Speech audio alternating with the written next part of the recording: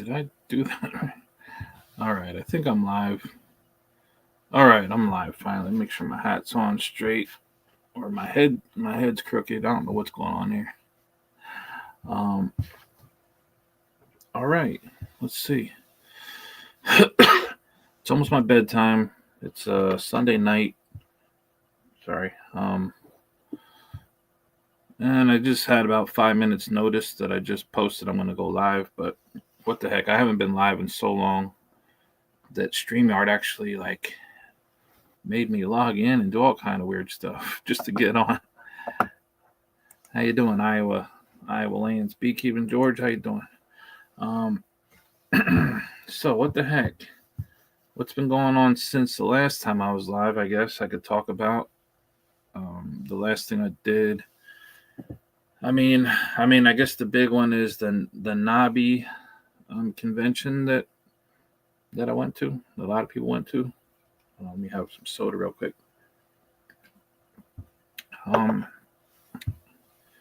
Every year, this is like the third year now that I've been there. 3 years in a row. Every year I go there. I say I'm going to make this great video. I'm going to make a great North American honey bee expo video. It's going to be epic, and I'm going to have and then I never do. I end up going live for like 20 minutes, and then that's it, because it's just so much. It's so big. There's so much stuff going on. It's loud, and it's just kind of, for me, I'm not really extremely comfortable in like really crowded places, but it was still a good time. I guess each time I go, I do like a little recap of what I thought about it. Not that anybody gives a shit. The first time that I went 2 years ago, they were in, was that in Tennessee? I think it was in Tennessee still. And that one was the best one to me so far. I just had a lot more fun. It was new. It was maybe a little bit smaller. Yeah, it wasn't as huge. The first one I had a really good time. Plus, I was with I had some friends from around here that went too, so I had some people that I knew. The second time that I went last year, it was a little bit less fun, but still it was okay. It was still okay. It was kind of like a repeat from the first year, but there was some maybe that was the first year. There were some issues with other YouTubers like trying to start shit, making fun of me and stuff. I don't know. They were just trying to be annoying as hell. I don't think that was last year. I think that was the first year. And then this year again, it was kind of repetitive again. It was still good. It's just I'm really picky. Plus, I'm not the same. I don't have a lot in common with a lot of these bee people. So I just see things a little differently. But it was still good. For somebody like me who flies in, who can't really take advantage of all the really good deals, it's kind of like you're just there for, I could take the whole thing in 2 hours and just go back home, but I'm already so far away that I end up staying there for a couple of days. But yeah, it's getting pretty big, and for me, it's mostly for commercial beekeepers, really. To me, it just felt like, first of all, most people are gonna love it. I'm not saying don't go, but if you're like a treatment-free, small-scale beekeeper, you're not gonna feel very interested. Or I would say there must have been 10 different vaporizer company. Like almost everything was focused around some kind of shit to put on your bees or do something about mites. Mite this and mite that, beetle this, all kinds of weird supplements. If you're just a small time minimalist beekeeper, you're really gonna not have too much interest in all that stuff, but maybe you will. I don't know. I really couldn't find any interest in any of the vaporizing stuff, obviously. And then they have all kind of new ways they're trying to fight mites too, with like some kind of DNA and RNA inhibitors, and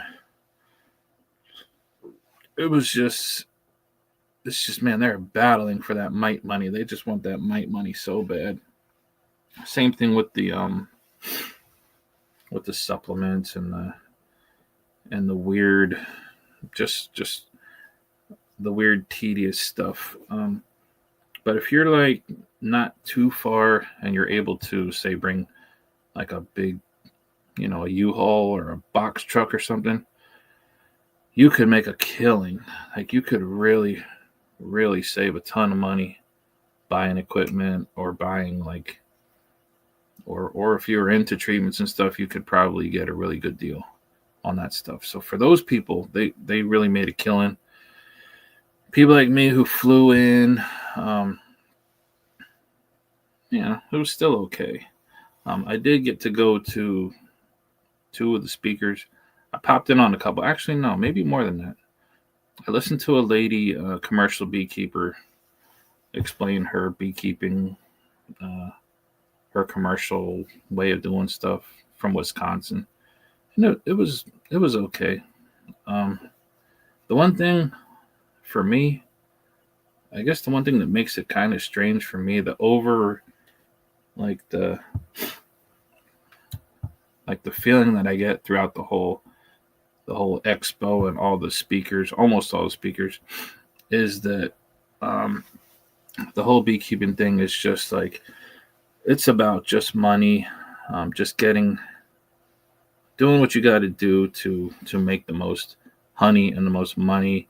And the bees are kind of just like the thing that's in the middle, just in the way. It's kind of weird to hear people talk about bees the way they do. The way, especially commercial beekeepers, the bees are just another weird kind of like agricultural animal to just like exploit. It kind of strange. It's not the way I think of it. So I listened to that lady. I got to see Randy from 623rd Rooster, see his presentation, which was very similar to the one I saw last year.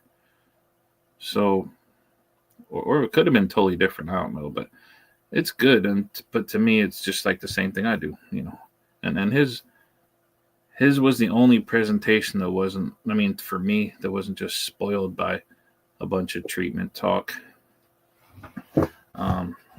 What else? Let me see, this side of my thing here is this side showing my wall. Yeah, Randy's presentation was good, just like it was before. And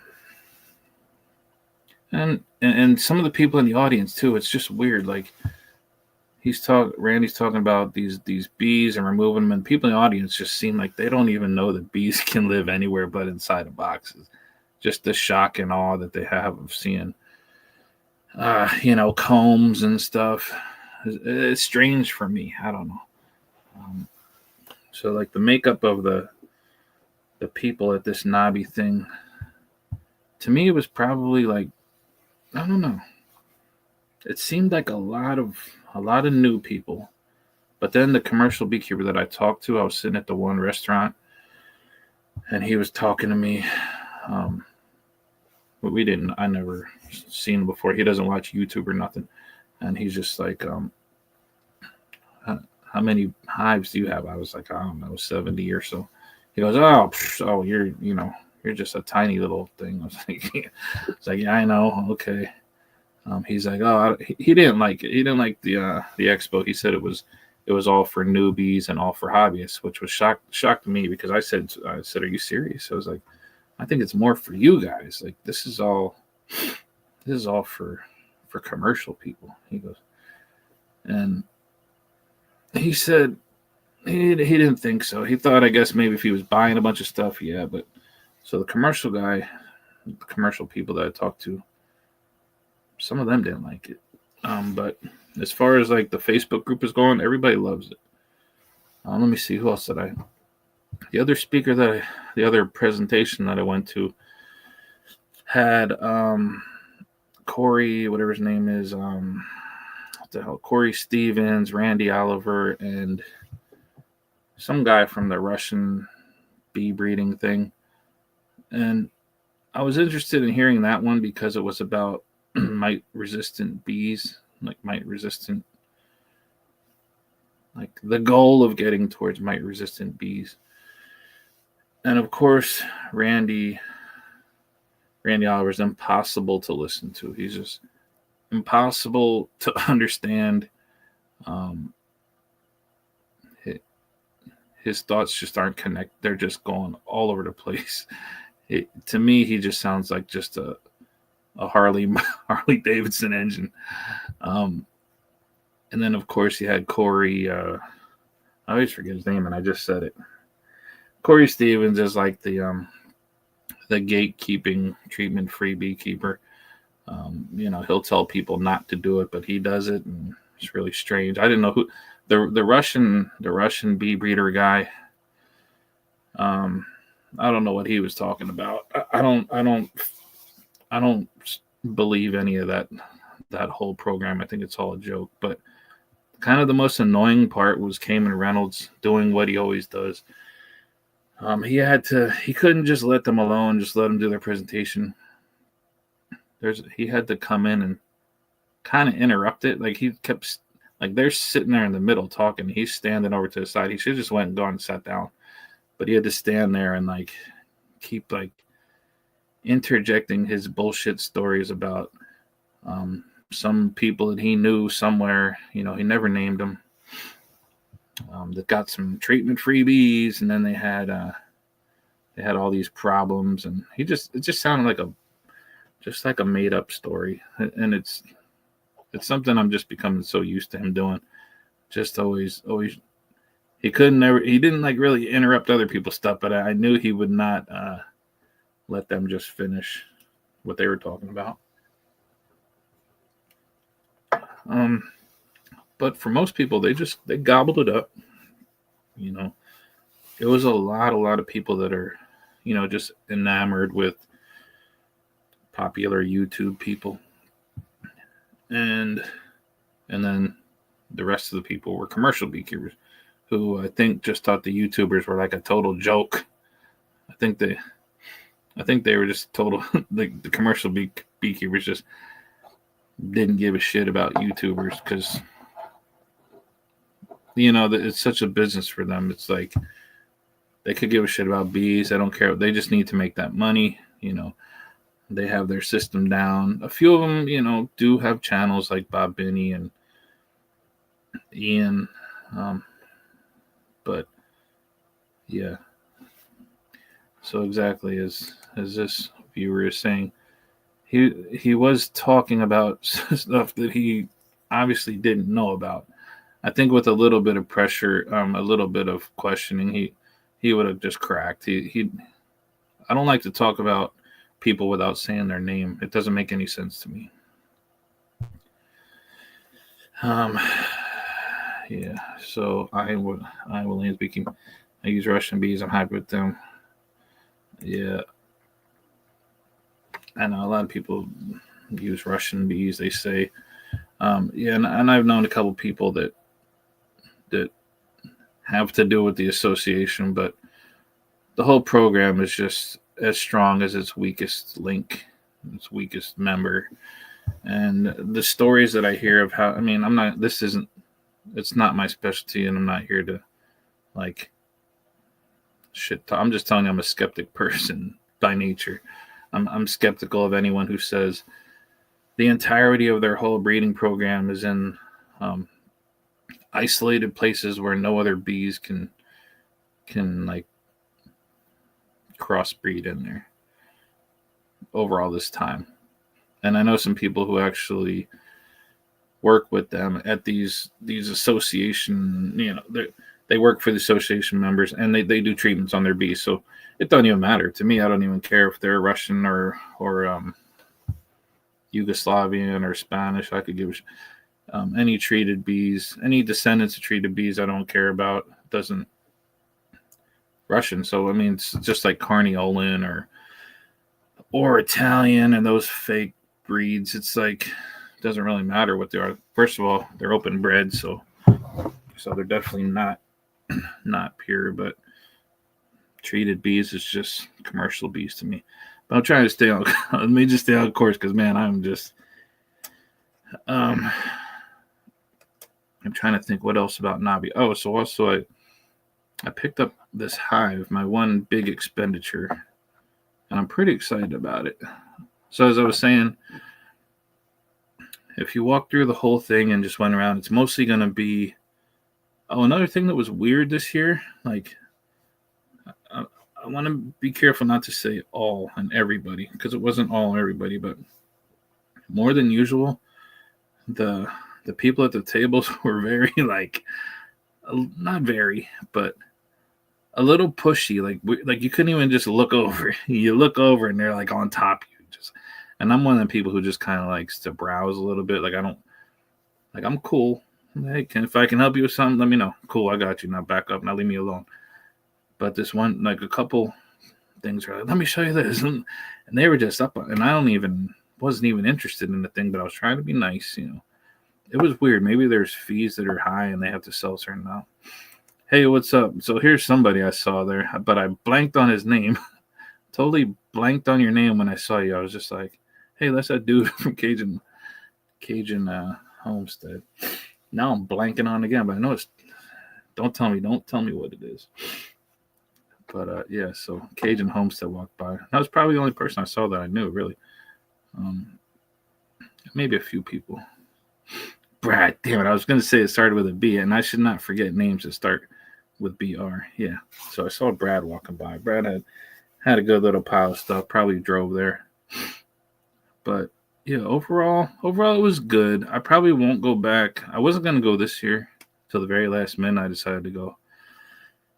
I would go if they need a total for me. Like it's never going to happen, but they need a total like revamp of speakers.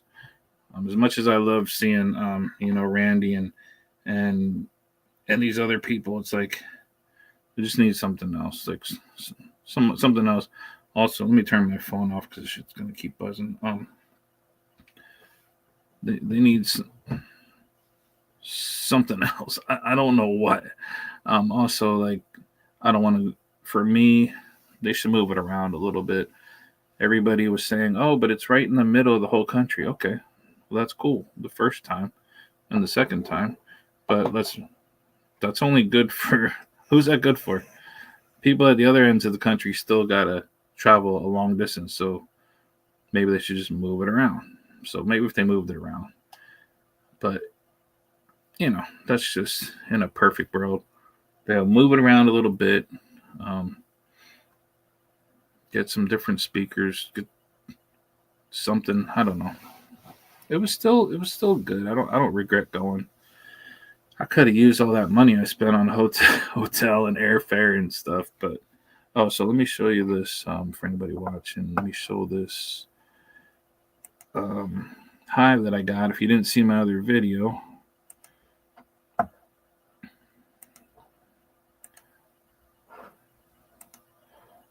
is what I got. This primal beehive. It's called. The thing is just sick. It's kind of like. Hold on, why is that not showing stuff? Well, it's like an extra big Lands hive for the bottom part, and then the top part is where you'd put your supers on. Then they have all these weird like. Let me see. Reasons you should get it and all that stuff, but wow, this website really stinks the way it jumps around. Okay, so people have it all around the world. Hold on. Okay, so that's the only picture they're going to have of it, but it's made out of EPS, whatever that is. And holy moly, that stuff just seems like it's light, but it's heavy. Like at the same time, it's not heavy like wood. but it's not light like they're really styrofoam. It's a good. It feels really nice and sturdy. I love it. Um, it's gonna be cool as heck. I can't wait to put bees in it. Yeah. So Brad says he wished it was closer, 12-hour drive. So the time me and Jason drove down, well, he drove, but it was his car. Was it 12 hours? Might have been 14 hours, something. Just a tiny bit longer. And he did get a good amount of stuff, if I remember correctly. But yeah, I mean, no one's gonna listen to me. I'm sure Cam has never seen one of my videos, but and the conversations we've had have not been good in comment sections, but yeah, it's just like it's getting repetitive now. So this really was very lame to pull that website up because that website is just like strange. Anyway, okay, back to my big old fat head. So what else was the matter with that thing? Yeah, not really there was much the matter with it. Everything was pretty good. I'm just pointing out the few little tiny things that were, not perfect to me. Came in not shutting his fat mouth while people are trying to talk about what they do. And then just the overall feel was very commercially. I had a couple tables that I went up to. I wasn't even like ready to bother the people, and they just wanted to know like how many hives do you have, like if they wanted to talk to me or not. I was like, I don't know. It was weird. It was a little weird, some of the things, but overall good. Just not good enough to go, screaming how great it was and wanting to run back.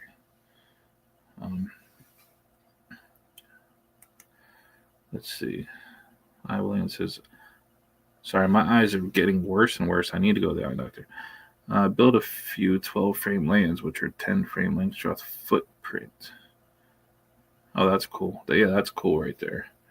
I wonder how you did the frames so they can still pass between the frames to get up. Yeah, so that's cool. And also, I actually bought a land hive too. A buddy of mine, he used to live a couple miles away from here, but he moved across the country and left his beehive behind and couldn't come back and get it. Said, did I want it? Would I buy it off him? I did. I think it's like 24 frames or so, maybe 30. It's really big. That damn thing, it's big. It's big and it's heavy. It's one of them ones you just put somewhere and it's just staying there. So I got that. Once we have a semi-warm day, they gave me a cool primal bee hat. Once we have a semi-warm day, I'll get out there and scrape it out. I think it has a couple mouse nests in it. But there's no combs. There's nothing else. So it'll be nice. It'll be just a nice foundationless. I think it has wires. So the wax moths pretty much cleaned it up really well. Hold on, I got to go into my refrigerator here. Let me go into my fridge. There's my soda in there.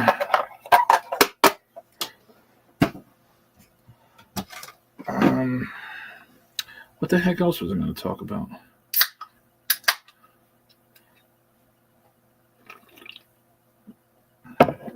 Yeah, I had. So yeah, they had these. Still talking about NAHBE.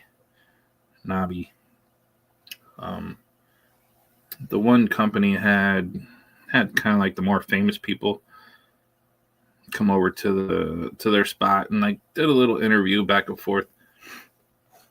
They talked to like a little crowd. It was just like, it's kind of like you're just walking, you just pull over and stand there and listen to, Mr. Ed talk or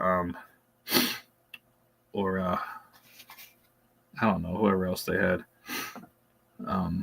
Bob Binney sat down and talked. Going to Hoffman Top Bar Style. Yeah, there you go. Something that stuck out of my head. I know I'm gonna get hell if it gets back to them. I don't give a shit. I don't care about these people. Actually, well, I tried to listen to Randy Oliver because I had a question for him, but he was talking like a mile a minute, and it's funny because he's talking a mile a minute, like so fast, and I'm not like dumb that I can't understand people talking fast, but if you can listen to him and you really can understand him, I don't know. You think you're probably lying, or you just or what? But yeah, there was no getting in there to ask him nothing. He pretty much these kind of like dummy looking backwoods backwater bozos stand there just like gobbling it up. Um, it, so I didn't get to ask him anything, but I kind of stood there. I just don't get the allure for this guy. I never have. I never will. I think Bob Binney was there. Him, I just couldn't hear him at all. So I just walked away from that one.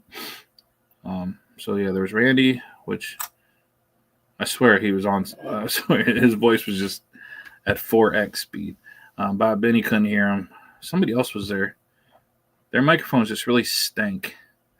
Then Yappy came up. Yappy came up and sat down. I saw. Let me hear Yappy. I'm not a big fan of Yappy anymore, but let's hear what he has to say. There wasn't really anybody. I mean, this thing was humbling the shit out of people because there was like nobody standing there. A couple people were there, but then the lady asked him, how did you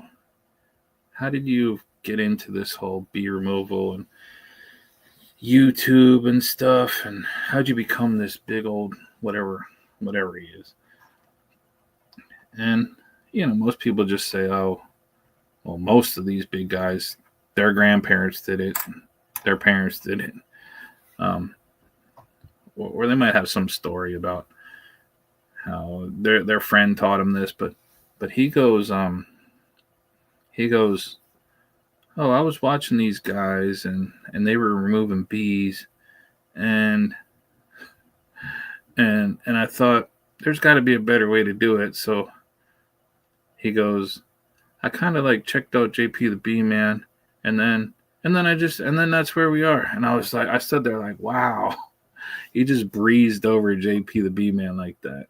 I just thought it was the most bizarre thing to do, because now he's like a big shot. He's got 200,000 subscribers. But I think the correct answer, like in my opinion, would have been JP the Bee Man made him exist, because I got to look at them old videos. To breeze over somebody like the king of YouTube bee removals, the king of the whole thing, to just say, yeah, I just kind of checked them out and here I am. Because a lot of people just weren't even around. They didn't have bees. They didn't watch YouTube back before Yappy existed. And then JP brought him on and, brought him on to help him out. And, they kind of joked around, busted each other's butt. But, it was like they had like a good little bee removal relationship. And then he brought him on like Shawi and a bunch of other people. But I don't know. JP kind of like was always funny with everybody, like always joking around, always entertaining, always like just the nicest person ever. Never was like boastful or like acted like some kind of superstar, like some kind of big shot, like Yappy the Bee Man acts like. And it was just funny to see him just like totally disrespect him like that. He should have said, I owe pretty much everything to JP the Bee Man. One, to JP the Bee Man, and then two, to just a lucky viral video. Just one lucky viral video, just a normal swarm catch, nothing really big. And the YouTube gods, gave him a big bone, which is great. Someday I would love to get a big ass a huge video, but maybe never. But man, that was a really weird thing. Kind of burned a little bit, being such a big fan of JP the Bee Man, and not Yappy the Bee Man, and just to hear him just breeze over him like that, I thought it was funny. Probably most of those people don't even know who JP the Bee Man is because he hasn't made videos in so long. Let me see. So what the hell is this?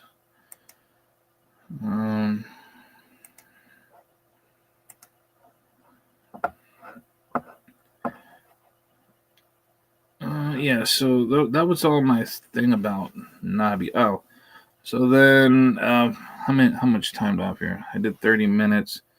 That's all my crap about whatever, the NAHBE festival there. I did have a couple annoying questions in my email. Let me just see real quick if they're worth answering. One here. Then I'll probably get out of here. I just wanted to, before I forgot everything, because my memory is just shot, give a quick recap from, from just someone who's not blinded by celebrity on the NAHBE festival. So Galloway Light says, keeping YouTube flowing after a viral video. Yeah. So, I mean, I had a viral short, and it was cool and everything, but I wasn't even monetized when I had that. So, what should have been about, I don't know, $5,000 or $6,000 was literally no money at all. Zero pennies. Now, so, but now I'm monetized, so of course that's never gonna happen again. If it does, hey, whatever, I don't care. I mean, it would be nice. It'd just be nice. I still have, plenty of other things going on. But yeah, so as far as a viral, actual real video, you're talking mucho money, like life-changing money when you get up into the millions of views. And I say great, like it happens to people. It can happen to anybody. It has never, it will not happen to me. And that has nothing to do with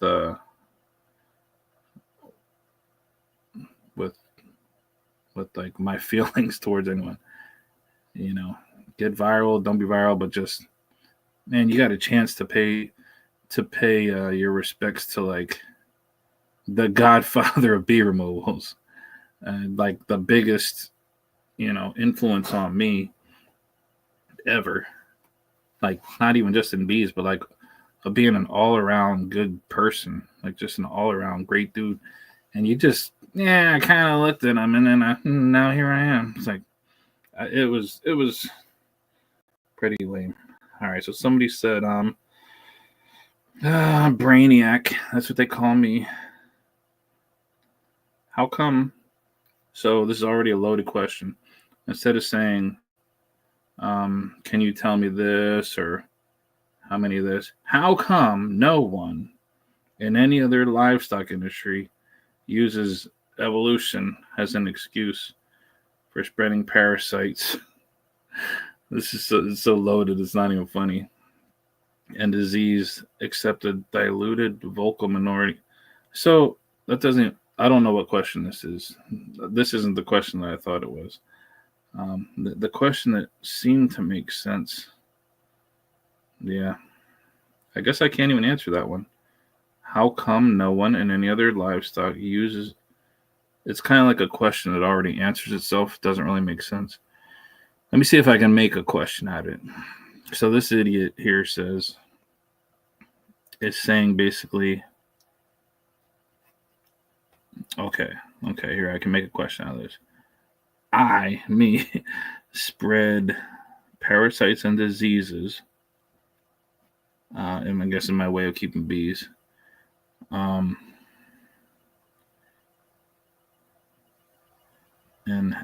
how come no one else do this?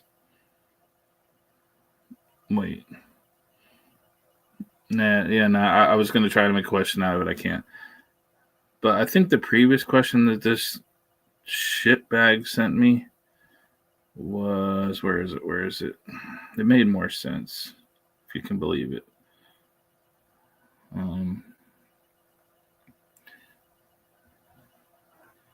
Keeping what? Oh, advertisers happy and not scaring off customers. Yeah, I don't know.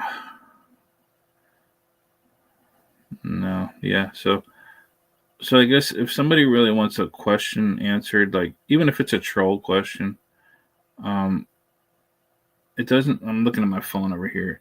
It doesn't do any good to just repeatedly just bomb my email to where I actually like lose your question. Like this. Here's one. Yeah. Why is that?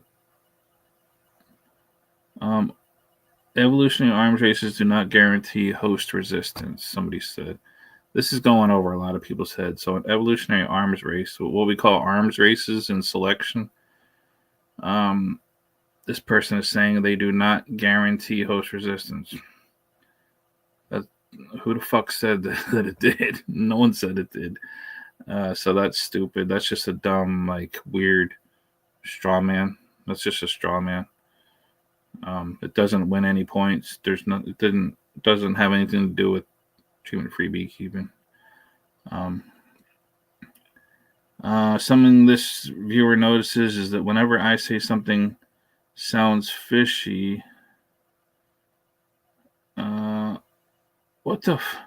You know what? I'm not gonna waste any more time. People, if someone has questions, I don't care if they're troll questions. I don't care if they want to argue with me or they have a gotcha for me. Just make it readable, like make it direct if you can. If you have to load your question, if you have to front load your question with a bunch of like presuppositions and just assumptions, then it's not really a question. You're just preaching to me, and that's never going to work. Is the buried colony alive and under snow? It is under snow. It is very under snow right now, but I couldn't tell you if it's alive because there just hasn't been a warm period enough to let them up and to wake them up. Their mouse guard is still on, so there's no mice in there. We had a semi-warm day, and all the other bees were fine. That one wasn't fine, but my feeling is that down there the temperature is very like moderated. It's not going to just fluctuate like a wooden box. So they're not going to just feel one day of warmth. They're going to need some serious sun for a couple of days to come out.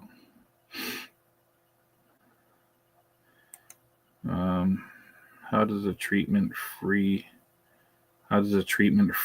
get lots of honey?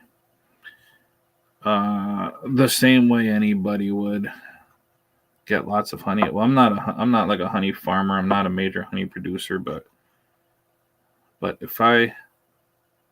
since I have like my regular job taking up a lot of my time and just other things, when I have 70 so colonies, I can't really focus on like maximum honey production per hive. Plus, what the hell am I going to do with all that honey? I got buckets around my feet of honey.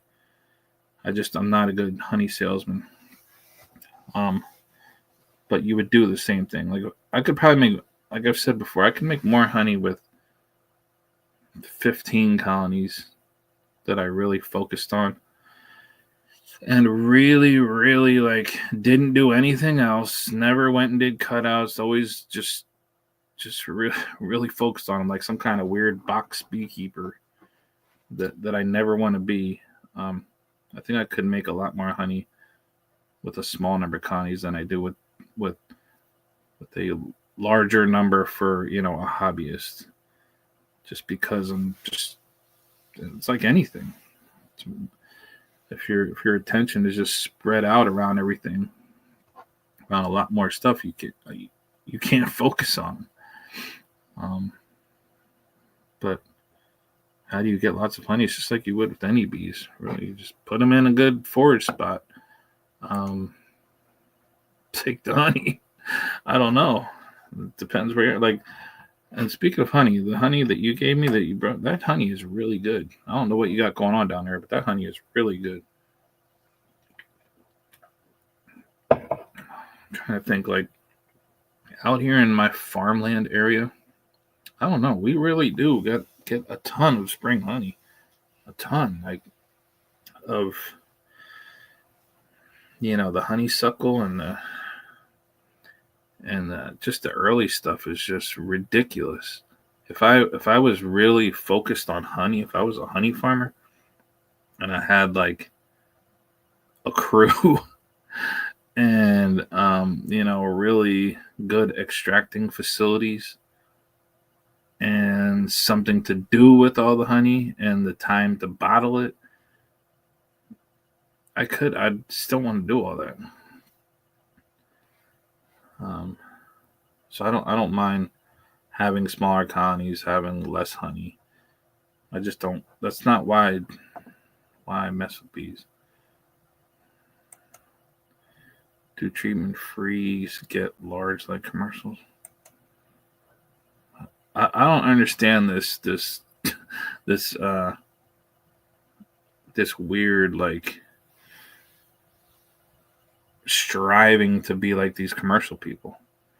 I've seen videos by the commercial beekeepers who maybe in Canada during like canola flows they have just boxes up to your neck or higher, 4 on a pallet, just lines of pallets everywhere. I don't know. I'm just totally stymied. I don't usually let mine get that big. They, I don't know. I could get them that big. I don't know. I guess I could just like in the spring stack a bunch of supers on. I really don't want to even start talking like a commercial beekeeper because, I just don't even know how to get into that mindset. But very hobbyist. I'm very like my hives are very hobbyist size. A couple deeps, a couple supers. I try to get them off. I try to try to extract as much as I can. I try to get rid of as much as I can. This past year, I didn't really take a lot off at all, which was good. So while everybody was feeding everything like crazy, I just kind of left a whole bunch on, and I think I'm gonna have a good winter because of that.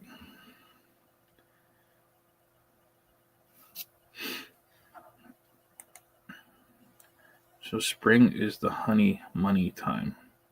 Summer and fall are the duds and tests. Yeah, dude, you gotta slow down, man. I don't know what you mean, but yeah, kind of, yeah. Like for here in my area and with my bees that I have, like in a perfect world, like if I had a crew, like if I went to pretend I was like some kind of sideliner for a little while, which I couldn't. But what am I gonna do? What am I gonna pay people enough to? I'd have to pay them a livable wage for a number of hours that would just gob the honey anyway. So I don't honey money. I just don't see it really making a lot of money or being profitable for me. But in a perfect world, let's say I had 5 hives, 5 colonies. I had like 2 here and 3 somewhere else, or 10. I would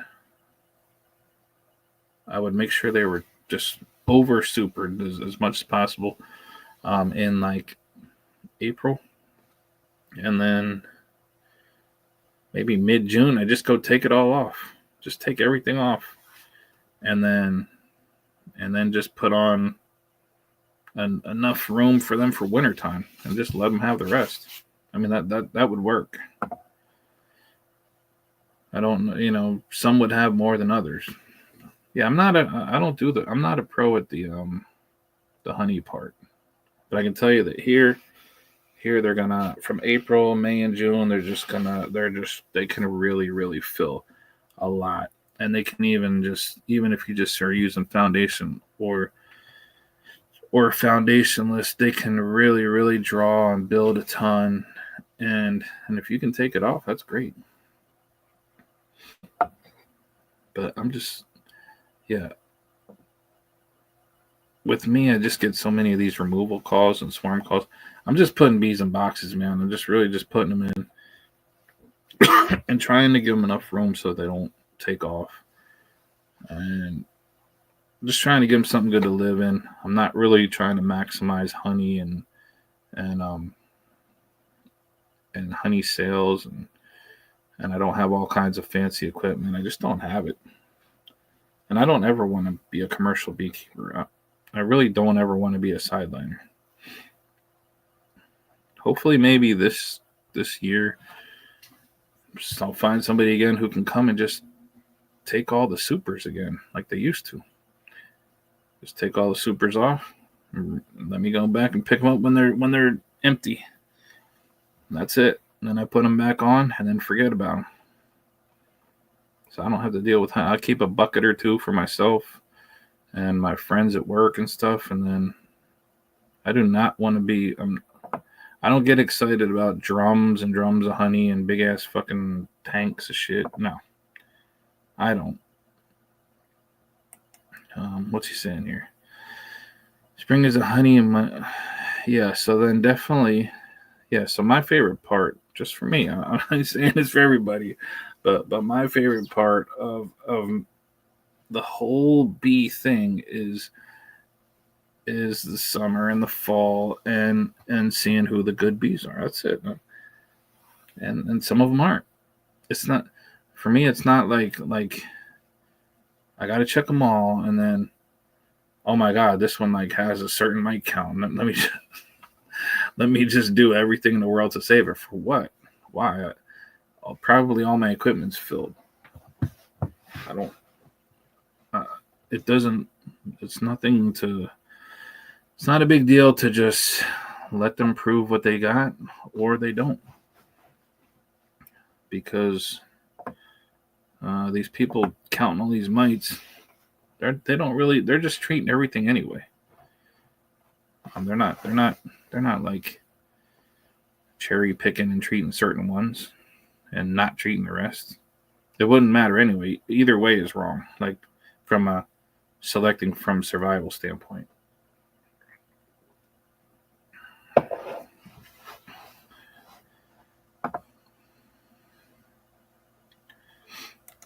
What's this say? Do I think the 55-degree Earth buried hive will keep its numbers growing? What do you mean 55-degree? What does that mean? 55. Or do I think the one that's buried? I have no idea what it's going to do. That's why it's kind of an experiment to me. I have no idea what it's going to do. If I had to guess, my honest guess is that it's probably dead and it's probably full of water.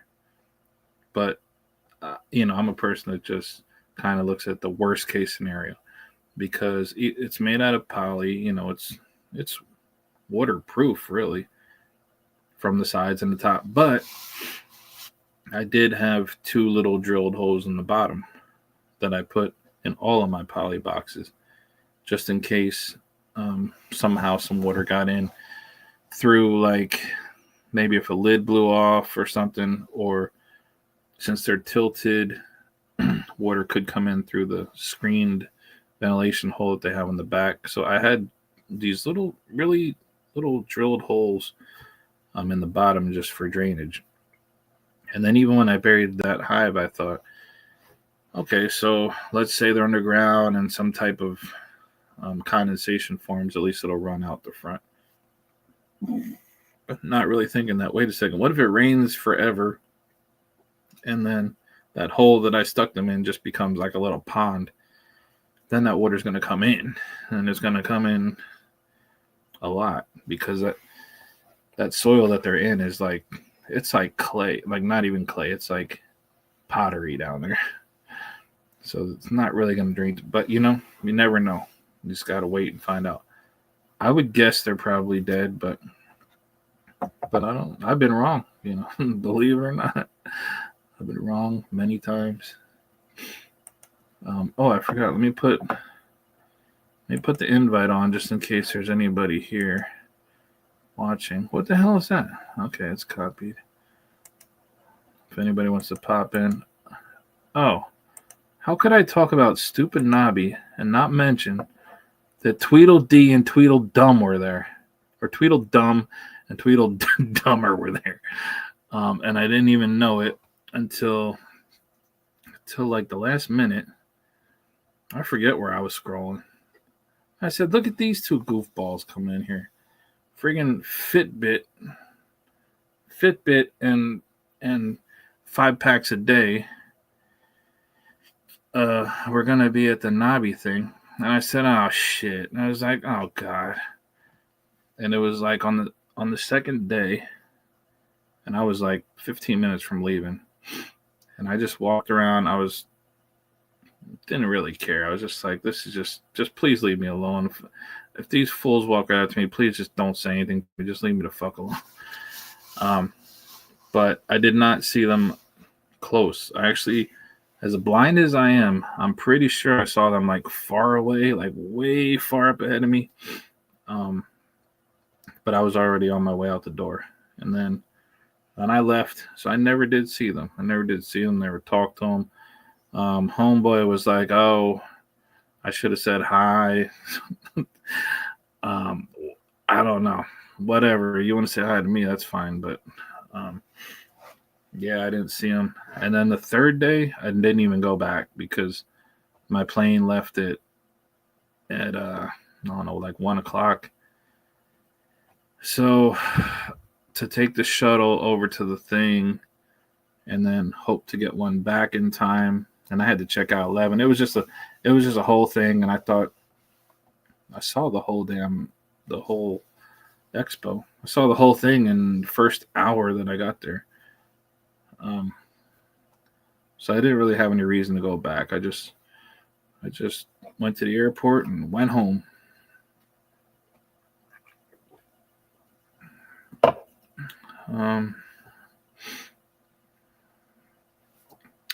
Let me see. So Galloway Lights has one of my queens down there. He says your Swarmstead queen in a box had very few mites. Surprised me after oxalic acid treatment. Yeah, I don't give a shit about oxalic acid treatment. In other like live streams and other chats and shit, people they just love it. Like, I don't know who's live now, but I'm telling you, go to any live stream, any of these bee dickheads talking on here, any strange team, screams, whatever the fuck they are, all they're talking about is mites and oxalic acids and vaporizers. I don't give a fuck about it, so don't tell me about it. Yeah, I just don't. It's like that's the number one thing everybody wants to talk about. I don't give a shit about it. I don't care about these snake oil microbials and stupid ass whatever the hell they're putting in their boxes. I got no interest in it. It doesn't get you any points. Mite counts. Don't care. Galloway Lights wants to come in. I'm gonna let you in. You better have that camera straight. Have that thing sitting there. You ready? Also, well, you already know my rules in here. You probably can't hear me anyway. No, I can hear you. Oh. What's going on? Look like you got a haircut or something. I don't know. I haven't even been paying attention to it. I'm just watching YouTube's my addiction. What's your addiction? YouTube or bees? Yeah, I mean, addiction is YouTube. I don't know. Just trying to. Now I can't get. How do you get a sound off of this thing? Oh shoot! I got my Christmas lights playing. Sorry about all that. Oh no! Hold on. Let me turn off your sound. Hey, wave to me when you're ready because I don't want any copyrighted music on my video. You got all off? Yeah, All right. I forgot I had the computer still running and the Christmas lights weren't on because I unplugged them because I was doing 3D printing and forgot that I still had it running in the background. But yeah, my son got a 3D printer recently, and it just opened up a whole another world of stupidity that we can do, waste money on. But Yeah, well, I forgot about TikTok is getting ready to probably get banned soon, which you really think it's sucks. going down for real? I really don't know. It doesn't do me any good to speculate, but Every time they say this, it's another. Yeah, right. so why didn't you come down to the NAHBE thing? I had my Uh, room. I could have fit 100 people in my room. It was so big I could have just run laps in that thing. It was to so tell you big. the truth, money is one of the things I don't know. I'm actually a cheapskate, but there are some things I waste money on. But yeah, um, I don't know. Socializing is also a stressful thing. Um, Yeah. Well, no, I agree with you there. When I get in crowds, I just like I get overwhelmed real easy. um, yeah, I just feel like claustrophobic a little bit sometimes. I probably would act like Yappy. Act like a superstar. Yeah, like a whack. It just afterwards, my wife's like, "What the heck are you doing?" But it's I don't know. It's something. It's like an adrenaline kick, and you just by the time you're done, you're like, "Whoa, what was I drinking?" And and then you start to realize, if you had like a PR person, like, you just like totally trashed your entire, yeah. So Your entire what? your image is going down the toilet.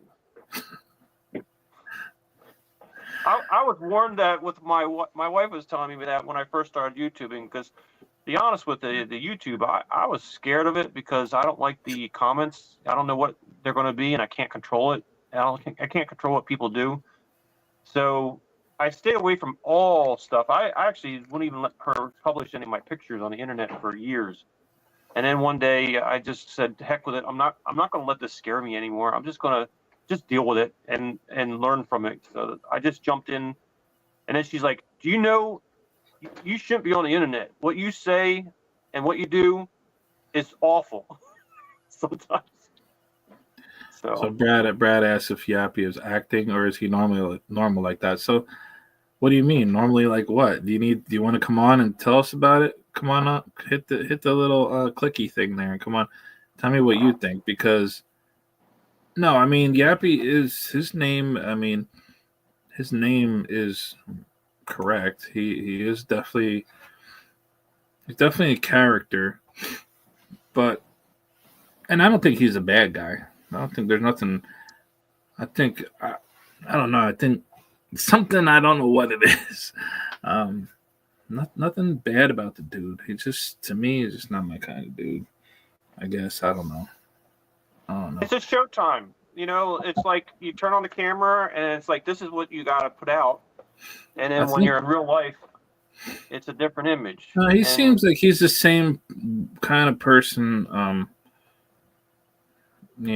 video and kind of in person. I've never spoken to him. I don't know, but there's nothing. This so what I'm saying has nothing to do with Yappy or anybody, but all across BTube and BTalk and Beastagram, um, all these like content creator people that they talk to their audience like they're talking to a kindergarten class, and this is the queen, and she she look at her with her big old butt, and it's like I can't stand that baby talk, that childish talk, and for me, the reason I can barely watch Yappy videos is because that they're not for beekeepers, they're for like kindergarten class.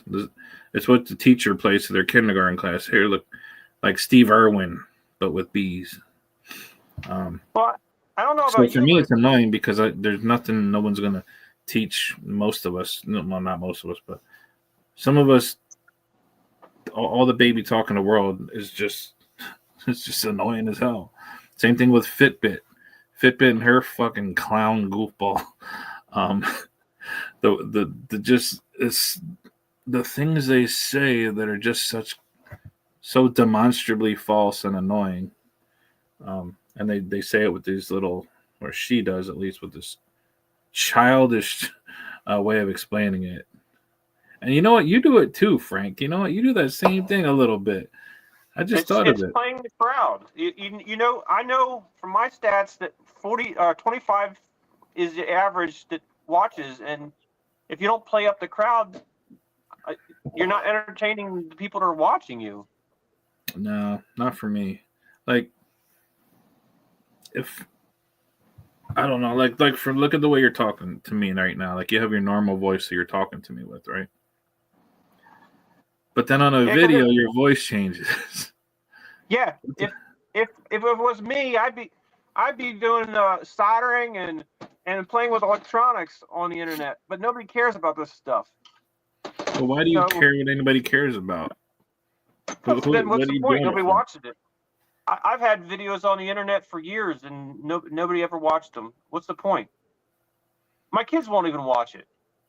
Oh, my kid won't watch my videos. My kid don't care about bees. Yeah. I mean, I remember when my dad used to make home movies and slideshows and all these different things from when he used to go in the military and all the things that he did in the world, and we never paid attention. What's the point? Yeah, same thing with my dad. Like, well, I'll say to my kid, "Hey, you see your dad's new video?" No. I was like, "Why don't you watch your dad's new video? Give it a thumbs up." Maybe I will, and then And then hearing your dad talk about all his stories of when he was younger and played this game and his coach and his teachers and that's the guy that is now the neighbor down the street, and I'm like, it's different. My dad watches my videos. So that's one thing I can say. My dad watches mine. But yeah, I don't know. So you said like you want to do certain things to get your to get your audience, give them some value. Interesting. Something they have value in that is worth their attention. I think the parents watch the kids more than the kids watch the parents. Because I'll watch my kids do things. It's different. I don't know. Yeah. I don't know. I guess everybody has their own reason for doing stuff. Some of these people are really making a ton of money. It's their job. So they have to put out a certain amount of videos. I mean, if you look at like the Canadian beekeepers, I watched one of that guy's videos today or yesterday. I had no idea what the hell the whole thing just sounded like a weird, like just a weird, conscious flow of just word vomit. I don't know what the hell he was talking about. It just didn't. He was dumping out some dead bees, and then next thing you know, it was just talking about building something, and I didn't know what the hell. It was just the weirdest talking to yourself type of conversation. So, but it works. It works for that guy. And maybe what I do doesn't work. I do have that stupid viral video that kind of ruined my whole like engagement percentage with this. It makes your subscriber number go way up, but that doesn't mean anything if now 29,000 people get a notification and only 100 watch it. It's like a really it'll screw up your whole channel. So then you saw what happened when I privated that video last time, right? No. When I privated that video that has like 8 million views or something, I just all right. What did I do? I unlisted it. Well, then I had Time is Honey, that goofball. Remember when he said that we got in trouble by YouTube or something, and they deleted all my views, and he said the same thing about you. Yep. So then I was like, that's not what happened. I just made it unlisted. So then I let it be relisted again. I might just unlist it again. But now I got this stupid cicada video. that just it just is. I mean, it's making a few dollars a day. Whatever. It's all beer money. So YouTube picked the cicadas over the Time is Money Honey video because that's gone unlisted, I guess. No. Time is Honey guy. He shit his pants because there was a video of a bee that stung me that was just like going around in a circle. Yeah. And then he got mad. And he said that I bought a million views or something, and I bought 25,000 subscribers, and he posted it. Hey, Pete Grigley's here. When did I start? I started 1 hour and 5 minutes ago. But I'm here if you want to come on. I can put the link back up. We're kind of just shooting the shit now because I already I talked about the NAHBE thing. You'll have to rewatch it if you want to. I'm sure it's. Yeah, I like your experimenting with the YouTube and seeing what effects, because that puts value in what you're doing. Because I learn from it. Experimenting from what? Well, like you said, you dropped the thing. You told us what's going on with it, and now you're telling us, how your numbers change, and stuff like that's interesting because. I think a lot of the people that watch the YouTubes are people wanting to be a YouTuber and make money, and they might be in it for the spur of the moment, and some are in for the long haul. But I think that's a lot of the people that watch, and at least the ones that comment. I mean, most of them have a YouTube channel.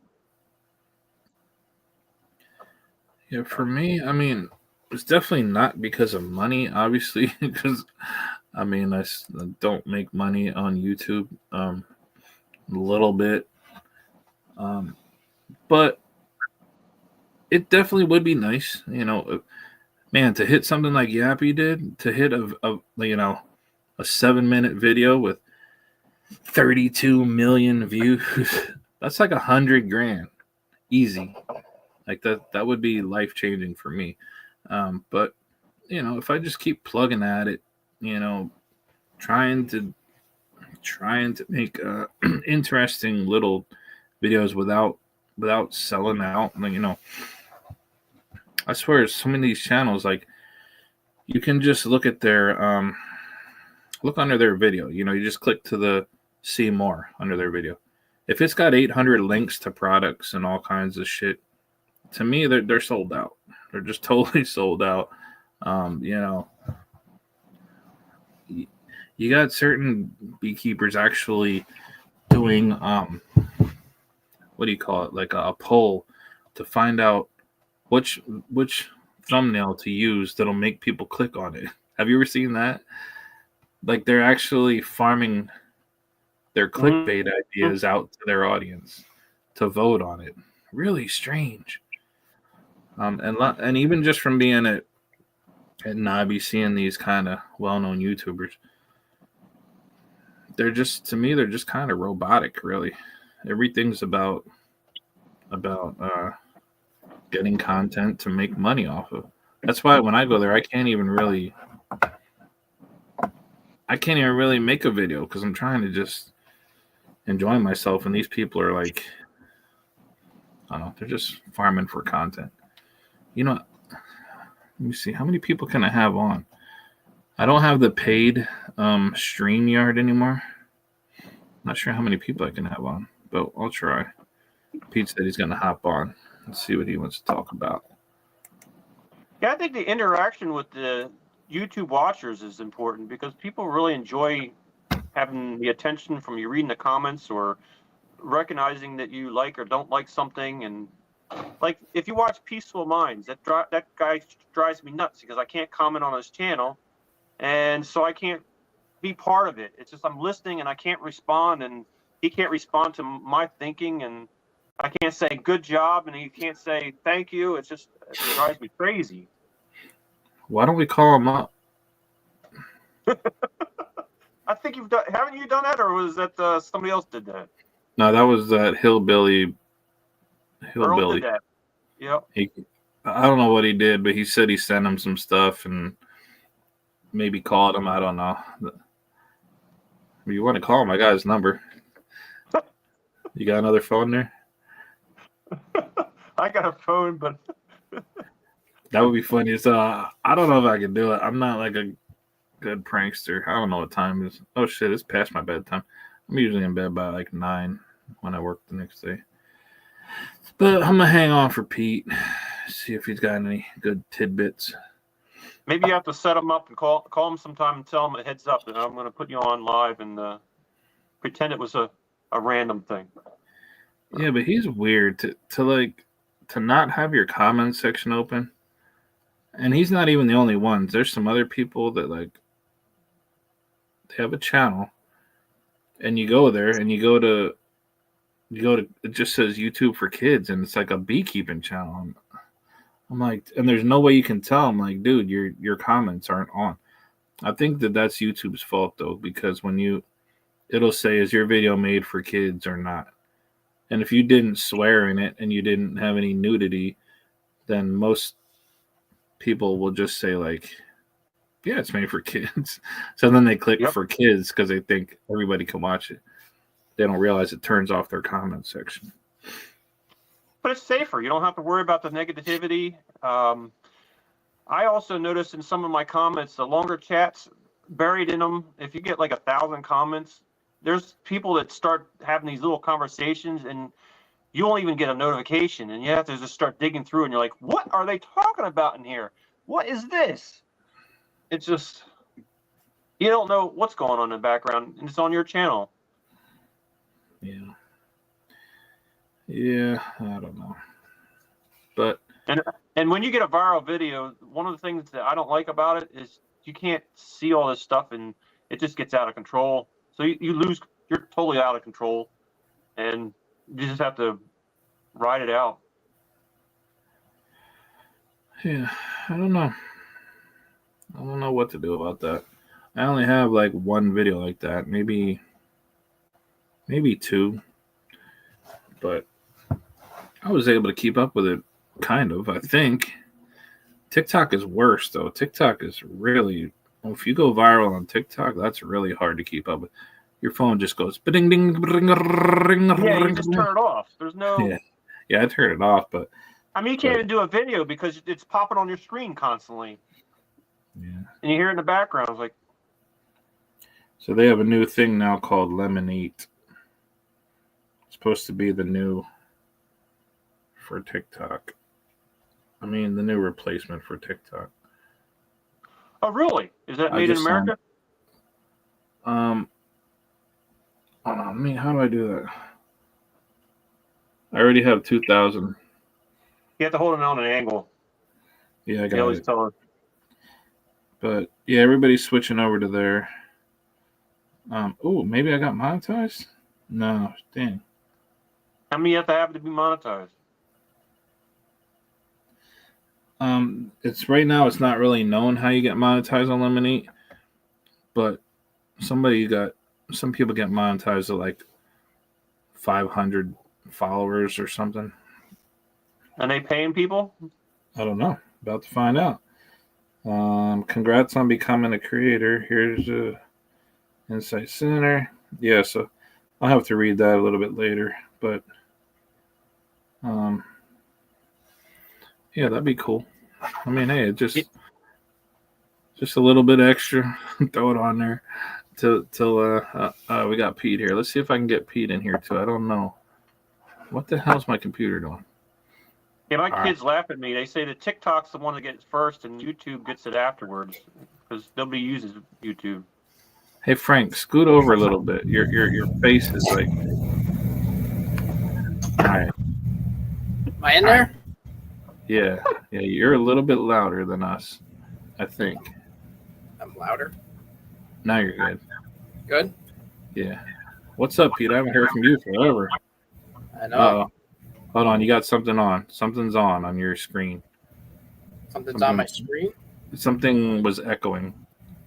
And you're in a shipyard. No, I don't hear it now. You're good? Yeah, you're good. Yeah, so what's the latest with you? I haven't heard from you in a while. Nothing much, man. Just busy with kids being sick constantly the past couple months, and not much really. It's been real cold here. I don't know how it's been where you are. Like we haven't had What part of country are you?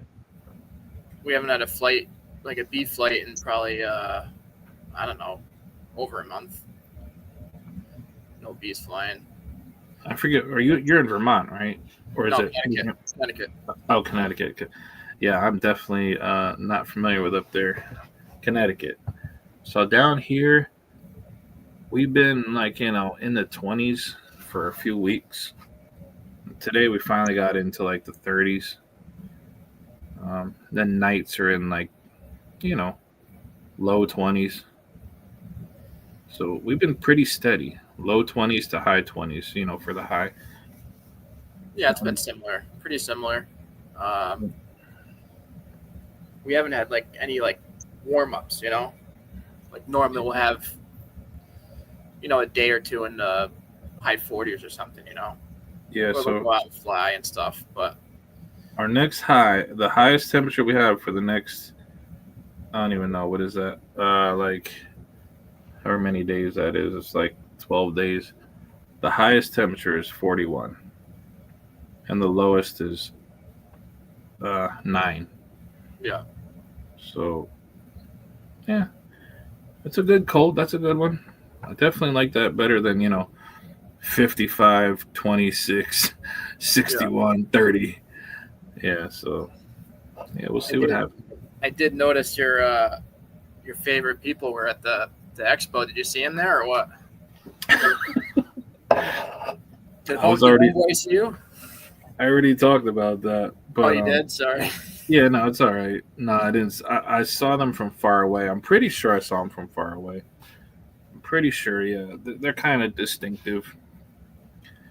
Yeah. But yeah, they were far away, and I was already walking out. I was heading towards the doors. I was ready to go back and eat. I think I was starving.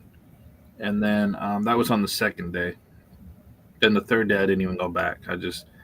I woke up, got my stuff together, and just went to the airport. My plane was leaving at 1, and I had to check out at 11. So I figured, let me just get the hell out of here. I already seen enough. There wasn't really much else to see. I saw,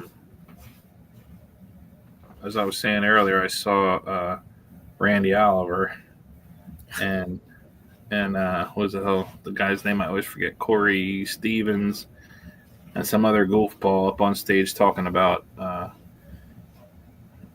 mite resistant, working towards mite resistant bees. And Cameron Reynolds had to keep just interrupting with his bullshit stories about treatment-free beekeepers, And we did a bunch of mite washes, and they had 300 mites, and the audience was like, they all like grabbed their pearls together.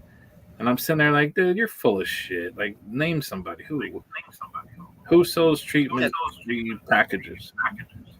He has the same story now. Every time that somebody brings up treatment-free on Cayman stuff, he always says the same story where like, oh, I tried it once, and or like he used to be treatment-free way back in the day, and his bees always died, or like he's tried a couple colonies here and they had really high mite counts and like everything died, or he's got the same story he brings up every single time. But what really gets me, like Randy Oliver,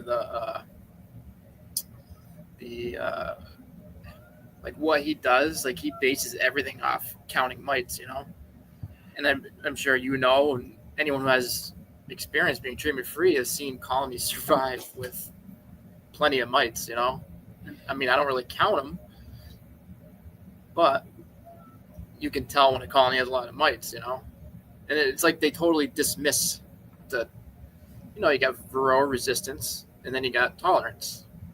Some honeybee colonies develop tolerance to mites, tolerance to the diseases they spread, stuff like that.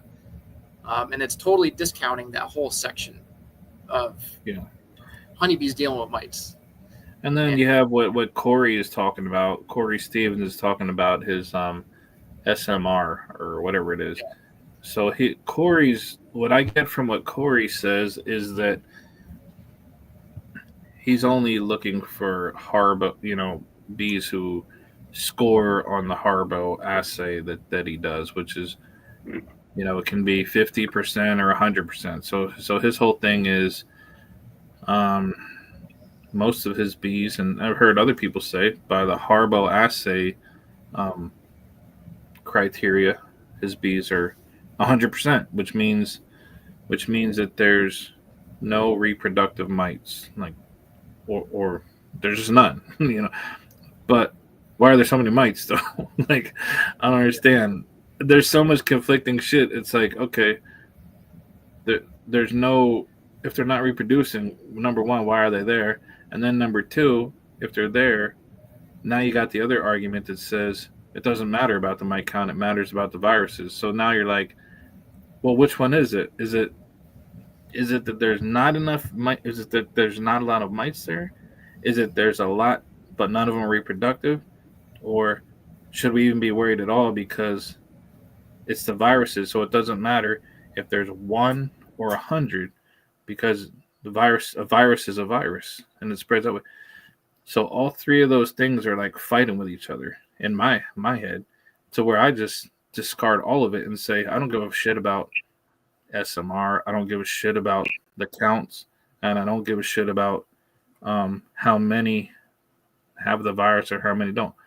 All I care about is, did these bees right here live with zero treatments, and let everybody else fight about the mites all they want to. Yeah. So it was kind of funny to see Rodney. I said Rodney. What was I just talking about?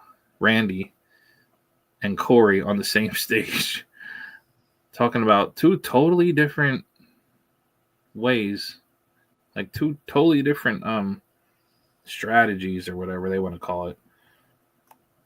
But when you ask about treatment-free beekeeping, when Cayman is clowning treatment-free beekeeping right to their face, they got nothing to say. I would have had something to say right there. I would have been like, "Oh yeah, okay. What was the name of the guy? Oh really? Really? When did this happen? Did you have a video of it? Is there anybody that can back you up what you're saying?" No, they just kind of giggled along because they're just gatekeepers. Yeah. Corey's a gatekeeper. I have like a library of clips of him being asked about treatment-free beekeeping, and every one he gets really stuttery, and he doesn't know, and he gets that weird like uncomfortable smile that he does. He's kind of in the middle. He's trying to appease the commercial guys, or like, I don't want to lead the. He actually said, "I don't want to lead the kids astray." Like, who the fuck does he think he is? I got that. I have that clipped. That's when he was talking to Fred Dunst or whatever the hell his name is. He don't want to. He talks about other beekeepers like they're just little dumb children, and he's the king of I don't know, of mite resistance in bees. But if that's the case, why is so I got people. I know that Ian was using a bunch of Randy's bees in Canada, right? Probably Frank knows. Is that what you watch Ian's channel, right? Yeah, he's doing a lot of different things experimenting wise. He's definitely a commercial beekeeper that does different things. And I was just thinking, is there any commercial treatment-free beekeepers out there? Yeah. It is a thing. Yeah, there are. Yeah, there are. Not that I give a shit. I don't know. I always forget that I don't give a shit if there are, but there are. It doesn't matter. Yeah, it's a totally different thing than what we do. It kind of proves it's possible to do it. Then, I mean, just like one of the emails that I got today, somebody said, "Tell me in any other agricultural enterprise, where do they let the weak die?" And I actually started to think, like, what's an answer to that? And then I thought, first of all, who gives a shit what other agricultural what they do with other agriculture animals? I don't raise ducks or goats. I don't care what they do. But the short answer is all of them do. They all don't breed low If quality. you got a cow with 2 legs, you're not going to breed it, you know? Yeah, your goat with an extra leg sticking out the neck. It Yeah. happens. You don't. That's not a stud. You know, you can't put that up for stud. If you have chickens that just like have no, I mean, unless you're breeding for chickens with no feathers, it's right. funny to breed like unfit genetics. So in bees, why do we do that? I would turn the question around and say, beekeeping is the only agricultural undertaking where you breed the weakest that you have. Just in the interest of maximizing your money. Yep. I mean, I don't, but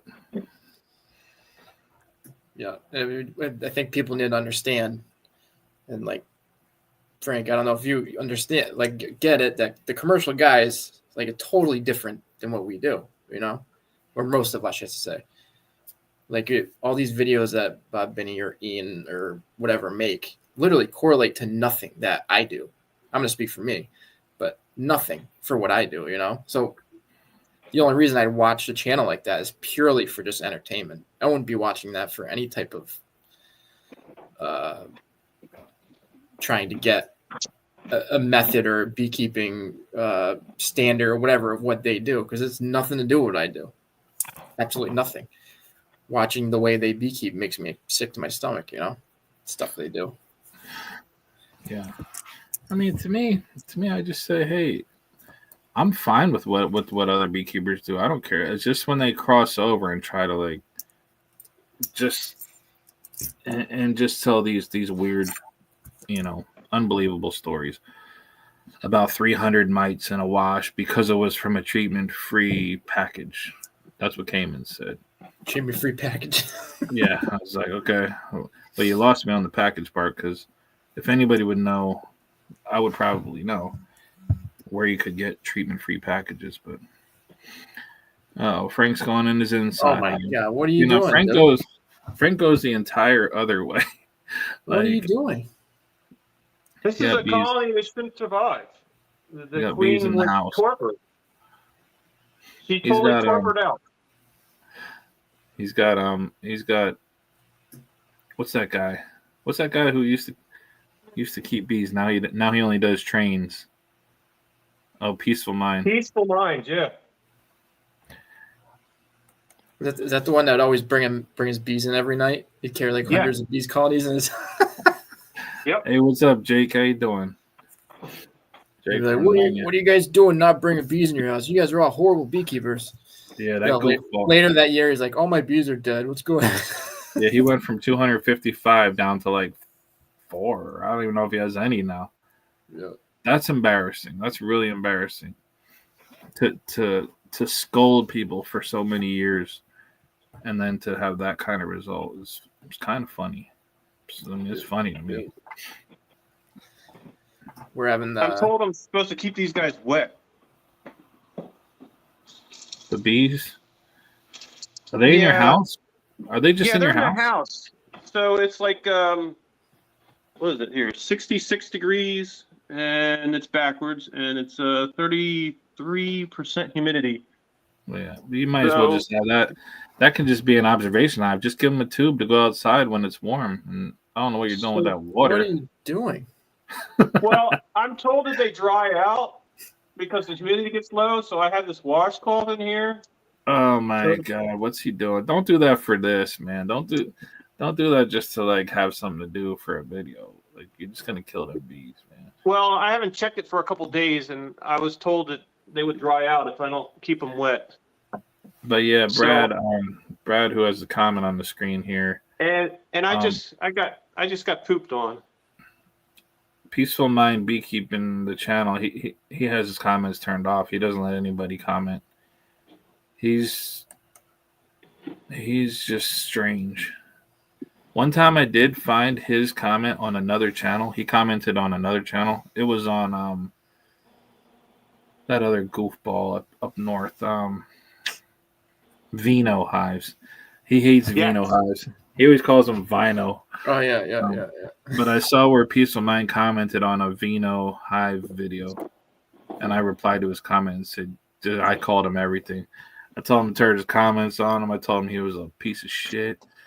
I told him everything, but I can never find his comment again. Did you put a floodlight, like a work light, on top? Yes, it's an LED light. So the idea is it's not too hot, but it's to try and maintain their temperature. Because as you saw, that colony has maybe 30 bees. So they're basically doomed. And as far as I know, she's laying drones right now because they're like 3 and 4 eggs in a cell. And that was a couple weeks ago. So I want to go in there and see if they're actually viable cells, or is she a dud and that's why So they're it's just shrinking? so you just have laying workers in there It's a now? laying worker. That's Yeah. what I'm wondering. So like you guys tell me all the time, there's no sense in saving a colony that's going downhill because Well, they're not that doomed far. and there's a reason. Not that far. That far, no. That one I would have. That one I probably would have shook out in like October. But no. My thing is this: if I have a double deep or a deep and a medium, and they're completely packed with bees, like fucking slammed with bees, they have a super honey, but their mite count is at 75. I don't give a shit. I leave them alone. Now, if it's just like a nuke and there's like a quarter frame of bees in it, it doesn't really matter. They're gonna die. So that's not something I would try to like nurse through the winter time. I mean, this one that I buried is kind of like just an experiment, but that's a totally viable queen. Totally everything's good. They're just a really, really late cutout.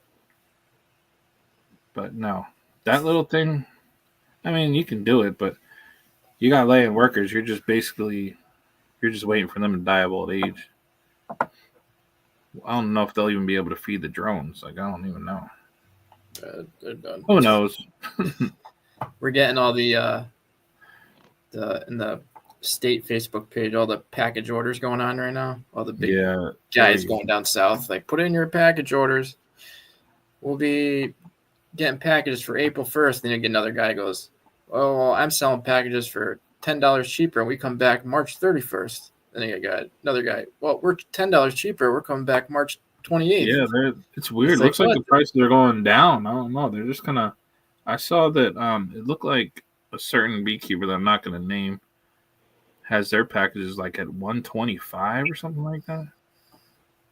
That's what I paid 16 years ago for my first package ever. It's like, yeah. Actually, I paid more than that because I had it shipped, just to my post office. I think Frank about to stick a bee up his nose. I try to like comment on people like, oh, where do I order packages? I'm like, hey, if you're patient, wait to take my information, wait to end of April, early May, and I'll give you a nuke of proven genetics, and don't worry about a package dying in 6 months, but people want their bees in March or April, it's that's the big roadblock. It's people don't want to wait till May or June, Yeah. But yeah, so right now a lot of my bees it's looking like a kind of a epic winter so far. We'll find out when it warms up, but to this point I only had 2 dead colonies out of 72 up to this point, and I really need about 30 more to die for me to feel comfortable. Yeah, that's You're the me only too. beekeeper I know that wants dead bees. I don't. If all my bees survived, it'd be horrible. It'd be a mess. It's a nightmare. For me. It's a nightmare. Maybe for these nepo babies with a whole crew of people that like help them with their bees, and they got a whole farm. What the fuck's this guy doing? That's fine, but I can't because I'm by myself, so I can't have all my equipment already filled, and then I got to do removals. Maybe, I don't know. Maybe I'll just give away a bunch of bees. Yeah. Dude, if you had that many bees, just freeze dry them. So Brad never bought a package. What'd you buy, nukes? Yeah, I hope you get stung right in your friggin' roof Yeah. of your mouth. You're gonna regret the living shit out of that. I will tell you, this has been the best experience bringing these bees in in the house. They act totally different when they're in the house. It's Yeah, weird. yeah, they're not used to that low humidity. They're probably so dehydrated. And they're pooping on my keyboard. I had a huge pesticide kill. It's weird. It was Bee like poop. Bee poop. early fall, I didn't even know late my cat was September.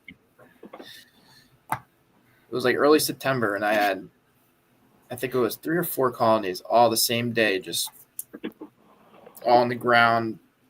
All the bees out on the ground, just shaking and convulsing in a pile, which I've never had before. I've had like a colony like here and there would get, pesticides, but they'd survive, But this like totally just wiped out 3 or 4 colonies. Yeah.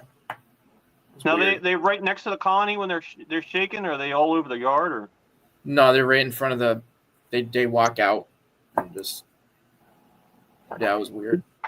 because I got people. I don't know if you've seen my zombie bee videos that I put out. They just kind of like wander around, and you can put them in front of the hive, and they jump back on the ground. They climb up the grass blades and fall down. That's And like people every keep day. Yeah, well, sometimes I get a bunch of them in front of certain areas, and people tell me, "Oh, you got mites. You need a treat. You need to get sugar. You need to." I still don't know what it is yet, and I mean, how many bees die a day during the season? Like hundreds, thousand bees die a day. yeah, Right? I might see 5 or 6, but this will be like 20 of them. I mean, almost looks like the whole grass is growing with all these bees. It's crawl up, fall down, crawl up, fall down. And it comes and goes. They'll be like that for like 2 weeks, and then it'll go away. And it's only in certain areas. I don't know what it is.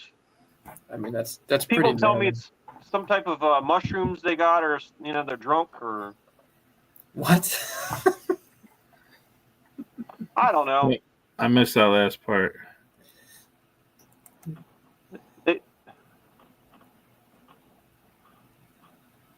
What's that name? Say Yeah. Vincent Sayball. I didn't have sister. I'm Yeah. told that if you buy the bees, they're not from your area, and that's the key, right? Well, no, it's not really the key. I mean, well, most of them are just coming up from Georgia and Florida, and I don't even know where else. I don't. Yeah, unless you're like from Georgia, but the key, like for me, a package is 3 pounds, and they usually put a little bit extra weight in it, but that's such a small amount of bees to me. It's And they small. tell me that the queens aren't mated well, so they're not quality, so they don't last the whole season. Which is what I did. I didn't let them requeen. I kept killing all the cells, and then they fizzled out. Oh, so you lost all them packages that you bought, them 10? Well, they start shrinking. Like you split them, and then you notice the one that you bought, that bought queen, you notice is fizzling out, and you're like, oh, I split it, and this is doing better on the split. And you're like, that's kind of obvious that maybe the queens weren't so good. So for me, like April, mid-April is when I start catching swarms. Occasionally a little earlier than that, but you're talking about never a 3-pound swarm, like never. It's always like 6, 7, 8 pounds of bees and a overwintered queen. I don't know how the hell you can beat that with a package of bees. I just don't know how. Or setting a swarm trap. You're talking about a group of bees that flew, I don't know, a mile or so. The queen is strong enough to fly a mile. And they do all the things that bees do. They search for a cavity. They go find the cavity. They go move into it. They're not just selected for just being split. I don't know. You're talking about getting the difference. It's such a difference to me. Yeah, I don't remember the last time I got packaged, but if I got one past few years, I would, as soon as they started laying in like first cycle of brood hatch, I'd requeen it right away with one of my local queen or my queens. But you get a package, right? If you don't have drawn comb, if you have no drawn comb, they first have to draw comb, then that's probably, at least a week, especially early spring when it's cold. They're not getting anything. They're not flying. At least a week to draw some kind of comb. Then she'll start laying. So you're going to have at least a month before you have bees hatching out. So you got 3 pounds of bees in a month. How many of those bees are going to die? Probably close to half of them, right? They don't live more than what, 6 to 8 weeks that time of year, right? I really don't know. I've helped a couple people with packages. I know that sometimes they do okay. I mean, because they're just feeding them the whole time, so they do get to eat all day and night. But yeah, I don't know. I just wouldn't want to support that business. Plus, it's so easy for anybody to learn how to catch swarms. It's just too easy. It'd be like, to me, it's like buying dandelions. I don't get it. They're out there.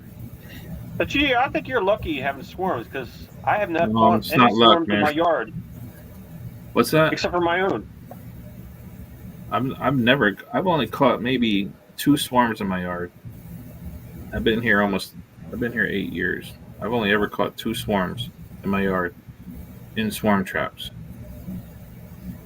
I catch a few every year in my yard. Yeah, I That's catch where them I get every most- Oh shoot! Cat ran across my keyboard. Get out of Watch here! you don't get stung. Cat, get out of here! She almost ended my life. She's messing with my mealworm farm. Hey, got her. You make your own mealworms? Yeah, well, I mean, I have a mealworm farm. Just like I raise them for the Except for chickens. the chicken. Yeah. Yeah. Well, I have a couple. I'm starting to farm back up. I used to have a lot. I kind of left them alone. I haven't opened them in like 5 years. I go to open them, they're still alive. So now I just started feeding them again. I'm gonna try to get a good amount going. It's expensive to buy that stuff. The mealworms and the black soldier larvae. What are those? Black fly larvae or whatever it is. Black soldier fly. Yeah, they are expensive, but I don't know how they raise so many. Like, how do you get the time it would take me to raise a 5-pound bag of mealworms for $30 or something? Yeah, it takes a lot. I mean, they're probably doing it in some other country. I don't know how they do it. Hey, my kid was watching Spirulina the other night. Apparently, you can raise that stuff in your own house. Raise what? I'll tell you, Spirulina. Spirulina? Spirulina. Yeah. I was like, The why don't we algae? do that? We can feed our own bees spirulina or spirulina, whatever it's called. You talking about the algae? Yeah, the green algae that people eat for whatever. Yeah, You grow it in barrels and water and aerators and. What's the obsession with the microbial stuff? What's that stuff called? That they feed? strong microbials. Is that what it is? That plastic talking about- bag? The company, yeah, that's a lot of people talking about it. It's funny because over on Humberto's Honeybee TV, whatever the hell his channel is, he had a guest on who said it just doesn't do anything. It doesn't do anything at all. Like it's just basically snake oil. And Humberto like didn't know what the hell to do. His comment section, like, because he's sponsored by them. And then he had a guest on that said like, nah, it doesn't do anything. We can't find it we can't find any benefit to it. That's the problem. You got guys like Fred and like some guys that are, pretty smart guys. Whatever you think about them, but they're smart guys that are promoting it, saying, "Oh, my bees are healthy, my bees are this." I'm like, how do you prove that? How do you prove that they're healthier? Even if you have a blind study where you got 2 hives, or say 10, 5 or have them and 5 don't, and then you get like 70% of the ones that do have them are like, what do they show that makes you think that they're healthier? That they, Yeah. Well, quickly hear what Brad says. So if I had commercials, see, this is another thing. I don't know what Brad's area is. I forget. It's probably like Louisiana or something. But commercial guys all around. I think I hear a lot of beekeepers say that. They even say that about me. They say, "Oh, well, you catch all these swarms, but it's because of all these commercial beekeepers around you." And I'm just like, where are there commercial beekeepers around me? Where are there any beekeepers around me? Like, they're just not around. So how many of your queens have dots on them different colors when you catch a swarm? I think I caught one like that last year, like 30 miles away. But the thing is, I think people have they way overestimate how many commercial beekeepers are all around them. Um, and I'm sure that down there in that area, there's more than there is here. But let's say I lived in Louisiana or wherever there's all these commercial beekeepers. I wouldn't care. I wouldn't even care. I would still catch the bees. I would still put them in boxes, and I would still keep them and not treat them, because if the bees are so plentiful there, what's the point of like of nursing them, of just keeping them on like life support forever? If it's in So a you're place saying where it's like having a fish tank full of minnows and you're living near the ocean. What's the point? yeah, like where I'm at, I can do selection and kind of maybe get a result, and maybe some people don't, depend on what they start with. But I just happen to go all around and get these bees from kind of like deep wood situations, places where there's not beekeepers around, where there's definitely not commercial beekeepers around. Um, but if I just happen to be like, I guess Brad's talking about, they're all around them. I don't even know what that means when people say that. And if they're weak bees, that just goes to prove that's just another indictment of the commercial beekeeping industry. Their bees are shit, so they should shut the fuck up about anything to do with treatment-free beekeeping or selection. They should always shut up. If their bees are that bad that people are catching free swarms and don't even like them, like, but no, let's say me and Brad just switched houses and he lived here. I wouldn't care. I would still catch all them bees, put them in boxes, and maybe I would never have good selection, but I'm still doing beekeeping, which is what I like. I mean, I'm just catching what I can. I Hey, have a Bruce, can you similar imagine living problem. in? I have a similar problem, but my problem is they're all backyard beekeepers around me. So I they're just don't all see how that's a problem, though. How well. to No, me? that's the problem is breeding for me. Trying to breed queens because I make queens. But so when I get a swarm call or cutout call, most of them, I don't want to say all of them, I'd say probably 70% of them, depending on the year, are from a backyard beekeeper swarming out, whatever. I still take them though. I still bring them home. I watch them when they're like that. If I get them, I watch them for a month, see what they're doing, and I will requeen them with something if I see that they're acting like, it's a telltale sign with my bees. I can tell if they're commercial raised Italian queen. If they're laying, like my bees, when there's a dearth here, they shut down, no brood. But these bees will still have frames and frames of solid brood. No honey in the hive. They'll starve themselves to death just by raising so much brood. Like my bees would never do that. So when I see a sign like that, like a dearth comes and they still have frames and frames of brood, then I'll know that, hey, this is probably not a local queen, and I'll requeen them with one of my queens. Yeah, But regardless, they're free bees, so I have the bees. They're my bees now. All I have to do is kill the queen and put in one of my other queens. Yours sound like Russians.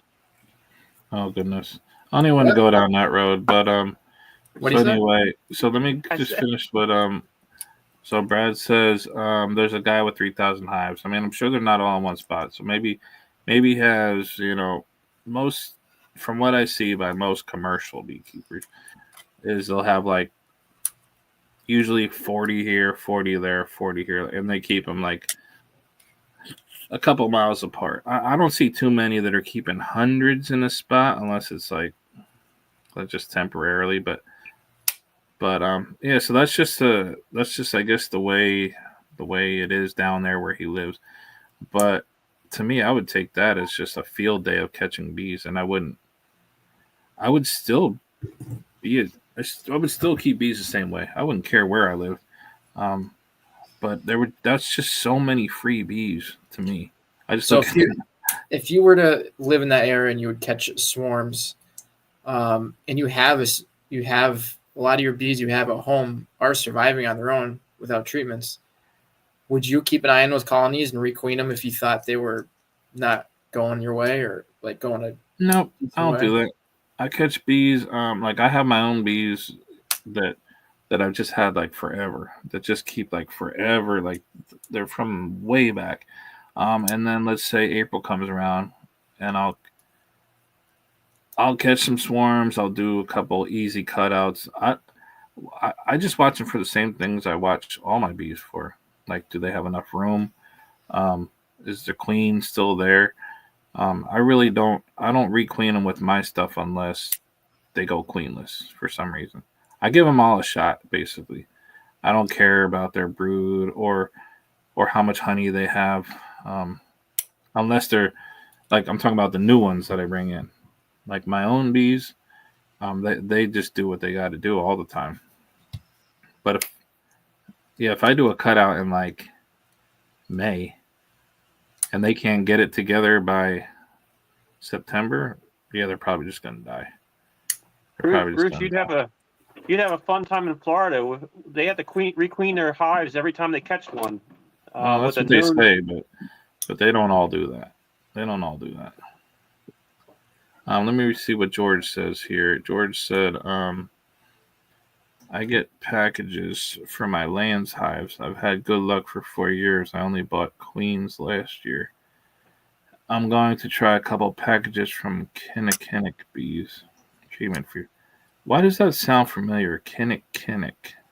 That sounds familiar. I think they have a YouTube channel. I think I'll Yeah, subscribe to them. I think so. Um, I think that was the last time I got a package was because I had a Lands hive. And oh, you have a Lands hive? Because I got one now too. yeah, I've had one for 6 years now. Yeah. Now I just figure out a way to, if I don't have a swarm to put in, I'll just cut out comb and rubber band it and make a split from I have top bars too. So I'll take top bar hive and split George has had good luck for 4 years. Bought queens. I mean, George is just doing beekeeping. Doing beekeeping. Kinnick. That sounds like some kind of Alaskan thing. But but it's in Iowa. Let me see. There are not many bees around me, but I seem to catch one swarm from someone around each year. But why would you think that? Why would you think it has to be from someone and not like from? Could be from a tree somewhere. I don't know, or it could be from someone. I don't know. My whole point, which I made like many times over the years, is I don't care if there's a ton of beekeepers around or not. If there's a ton of beekeepers around, that's a ton of free bees. If there's not a ton of free beekeepers around, a ton of beekeepers around, that's good bees that you'll catch, but in fewer numbers. That's what I think. Unless you're just somewhere where there's no cavities, like there's no trees, there's no old houses, there's just nowhere, or unless you're in like Alaska or Canada, there's nowhere for bees to live. Kinnikinnick Bees is in Minnesota. I was gonna say Minnesota, yeah. Yeah, that name sounds familiar. I think they do have a channel. They have 1,000 some subscribers, 447 videos. Well, I've also heard of another apiary that said they were treatment free in Tennessee. What were they called? Something like Wolf Creek Apiary or something like that. Yeah, something like that. And they're not. Like you go to their website and they said they were treatment free, but when you read their website, they talk about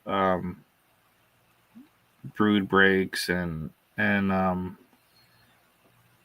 don't know what kind of weird essential oils that they did. So they just don't know what treatment free is.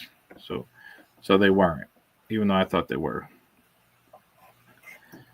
So maybe it depends what Kinnick thinks they are. I don't know. That hopefully maybe you can get him to come on here and talk to me. I love talking to treatment free beekeepers and Frank.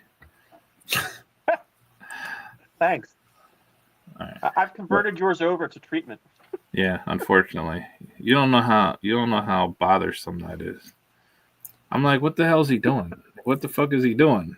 I'm trying to get this guy to have some normal bees, and he's just like, oh, here I go, vaporizing Bruce's bees like a jackass. That's like me. That's like you have your kids are vegetarian, right, or vegan, and they come over to play with my kid, and I start feeding them steak, and you're just watching it on TV. That's crazy. I think your bees get out earlier than the rest of the mine too. They like to go out in colder weather. Yeah, my bees are good, man. They're good. They get no help from me. But I'm gonna get out of here. I'm gonna wrap this up. We've been on 2 hours. Everybody who's hung on, thanks for watching. And then tell your viewers they got to get out there and get some bees, bring them in the house. It's awesome. Well, yeah, you should just get an observation hive. I mean, Yeah. It's awesome. you know what? What I want to do this spring is I want to build some of those comfort hives out of just shit wood and chopsticks, just for the hell of it. So then I'm gonna have langs, long lang, layins. I'm gonna have that primal hive and a bunch of comfort hives. Yeah, I got a And couple. what's the one that they make out of the dung and the bamboo wove together like a little The shit hive? Yeah. The step? Yeah. No, you're talking about the sun hive, probably. Yeah, like a little bell you put on top. Yeah, I ain't messing with that. That's just too much stupidity. But I got my tree trunks and I like having a bunch of different. Yeah, it's cool. But all right, guys, I'm going to bed. I got to get up for work. Thanks for hanging out, everybody else. Take it easy, Bruce. See you guys later. Take it easy. Take care.